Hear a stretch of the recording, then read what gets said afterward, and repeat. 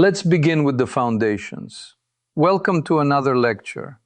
Today we study the voice that helped define late 20th century romantic balladry across R&B, adult contemporary and cinema, Peabo Bryson.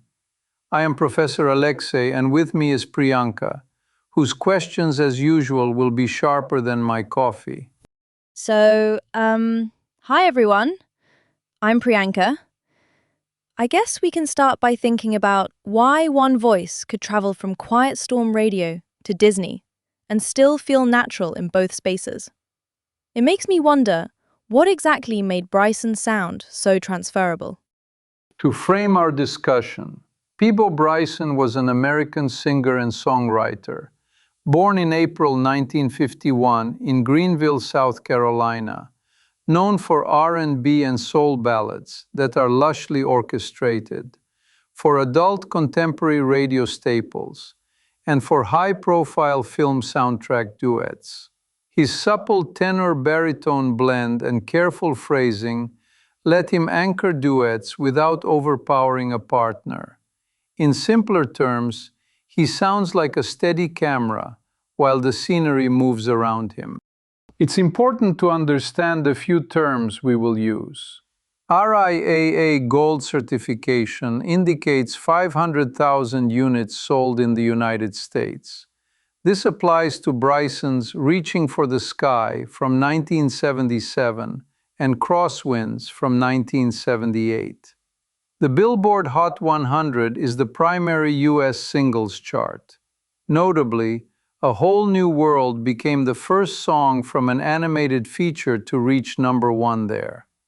The adult contemporary chart tracks softer adult-oriented pop. If Ever You're in My Arms Again was a multi-week #1 in that format. Can we say that the duet form is really the key? Like, why did he click so well with powerhouse female vocalists?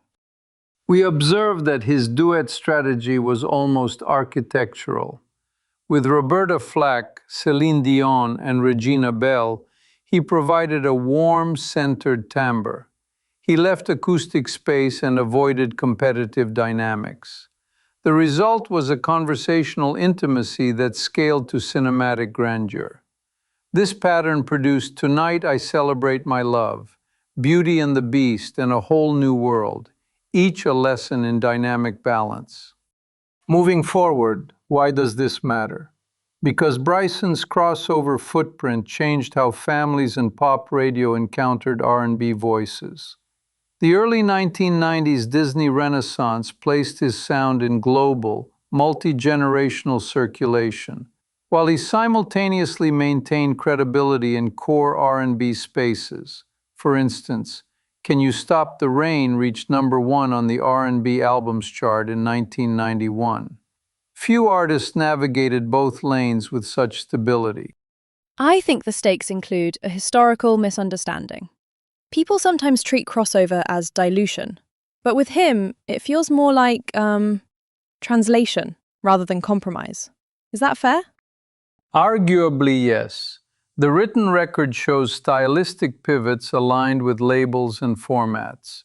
Bang to Capital for smooth soul, Electra for sleeker adult contemporary, and a later return to contemporary R&B textures with peak and perspective. Yet the romantic core remained consistent.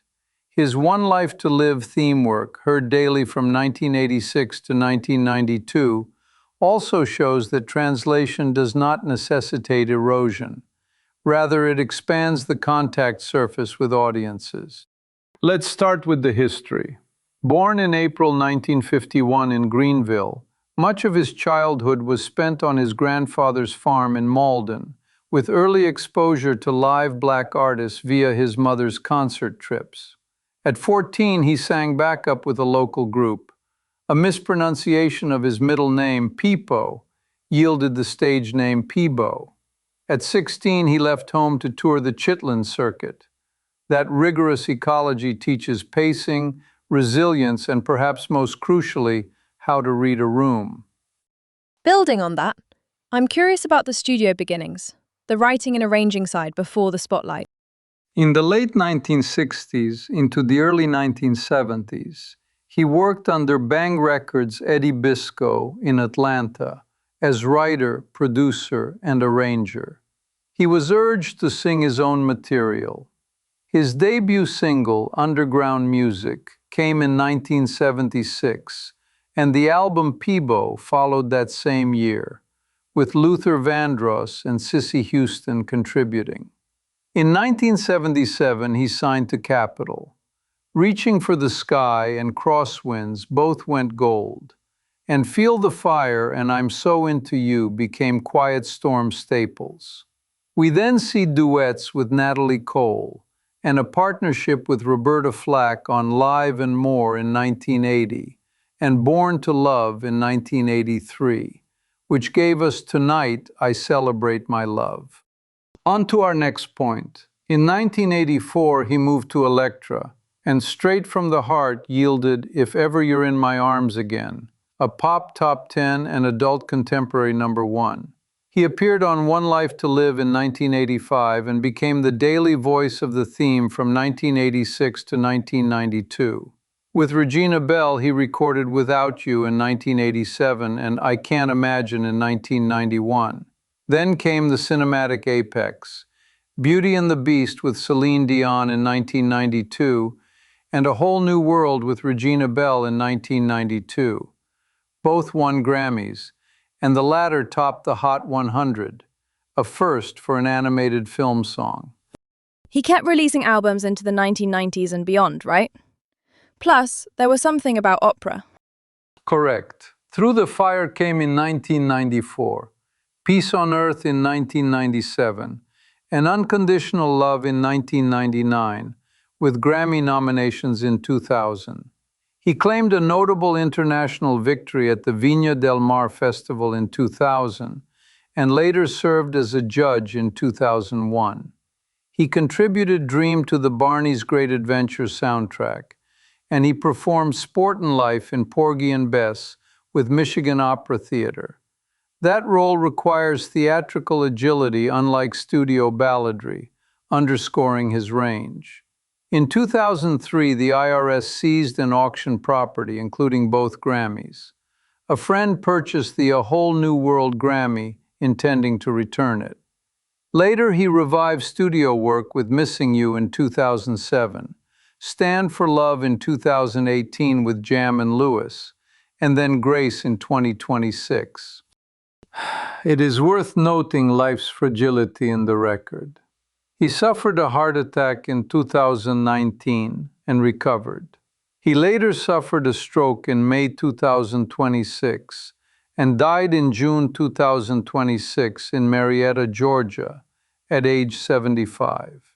The catalog remains, unmistakably, a study in romance and collaboration.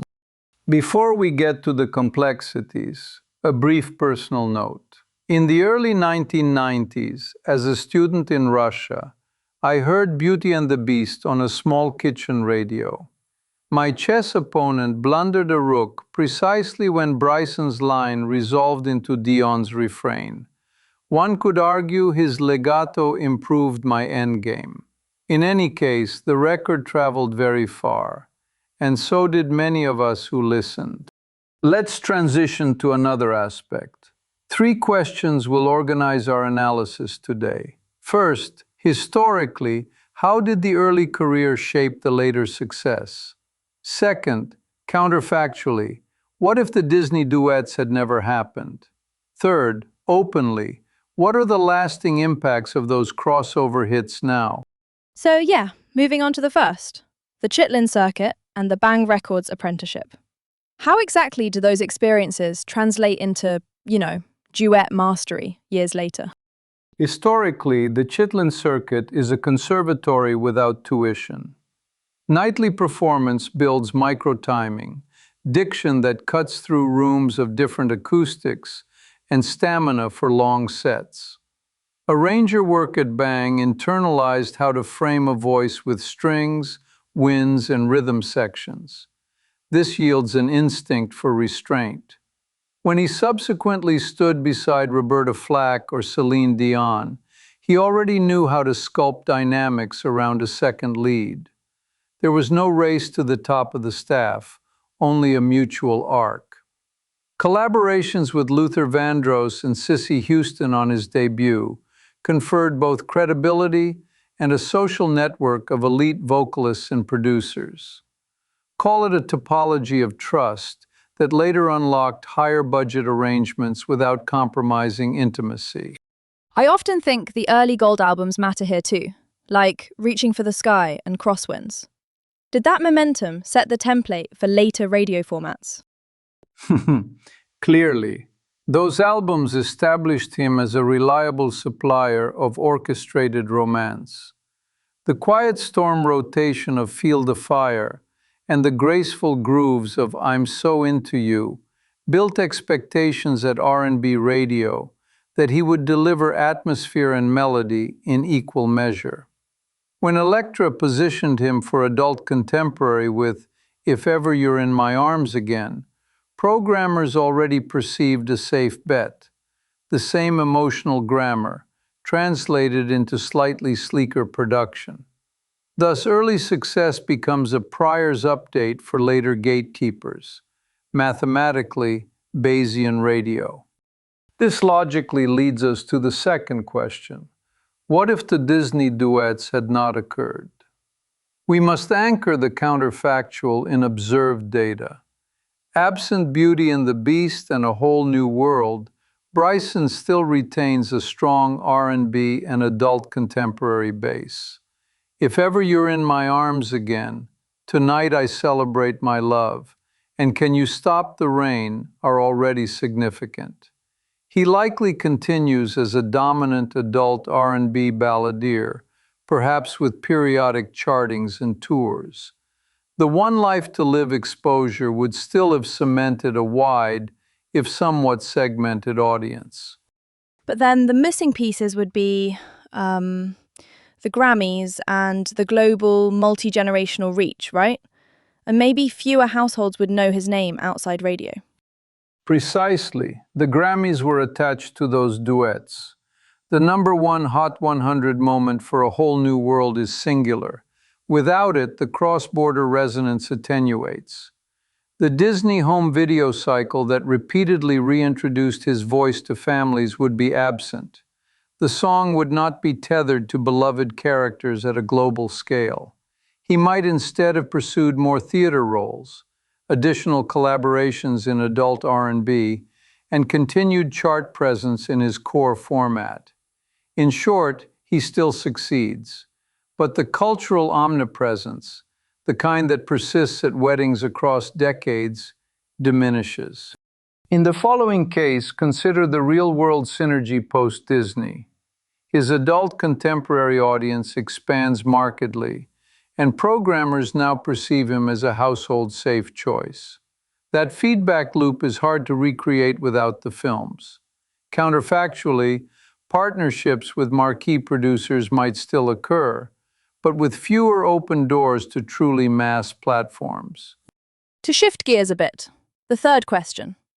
What lasts from those crossover hits today? Do we see his template in current soundtrack practices or duet norms?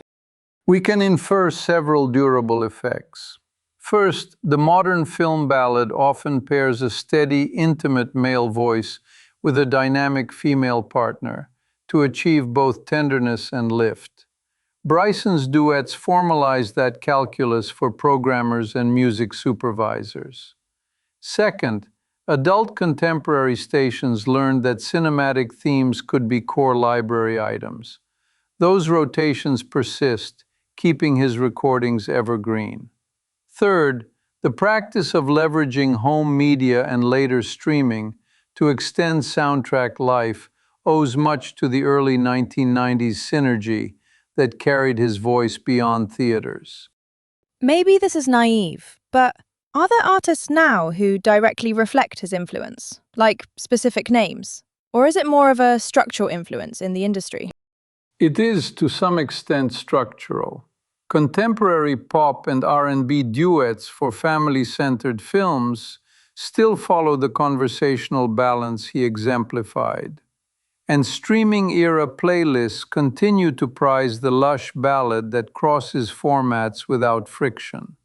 The lineage is also audible in singers who adopt measured phrasing to accommodate a duet partner's climactic arcs. One may also trace continuity in producers who design string-rich, cinematic arrangements for crossover markets. The template he helped validate remains commercially rational. As we continue, areas for further research include how duet performances adapt to short-form video discovery, whether algorithmic curation favors the same balance of voices that radio did, and how international festivals such as Viña del Mar act as amplifiers for artists whose core markets are elsewhere. We might also examine late-career collaborations, like his 2018 work with Jam and Lewis, as a model for revitalizing legacy voices without severing their aesthetic through line. That was helpful to think through, actually. I guess the takeaway is that he didn't just fit into the duet world. He kind of set the calibration for it. To summarize, Peabo Bryson was a premier interpreter of romantic ballads and cinematic duets. Gold albums in the late 1970s, adult contemporary and R&B chart success in the 1980s and 1990s, 2 Grammys for Disney duets, daily television theme exposure, and a catalog extending into 2026. We explored how early touring and arranging shaped his duet fluency, what may have changed absent the Disney era, and how his crossover template continues to inform soundtrack practice and radio programming. Maybe that's something we can come back to later. And for listeners, if you want to extend this, looking at artists like Luther Vandross, James Ingram, or Jeffrey Osborne could be a nice comparative study of crossover balladry. This concludes our lecture for today. Thank you for listening to another lecture. We appreciate your careful ears. Until next time.